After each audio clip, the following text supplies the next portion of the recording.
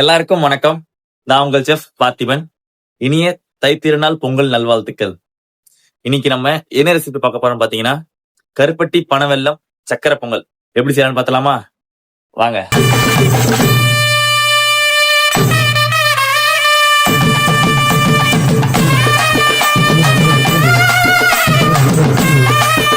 தேவையான பொருட்கள் பார்த்துருவோம். 250 கிராம் நாட்டு சக்கரை, 2 பிஞ்ச் ஏலக்காய் பவுடர், 50 கிராம் நெய், முந்திரி திராட்சை சேர்த்து 50 கிராம், பச்சரிசி 150 கிராம், பாசிப்பருப்பு 50 கிராம், ரெண்டும் ஊற வச்சு அலசி வச்சிருங்க.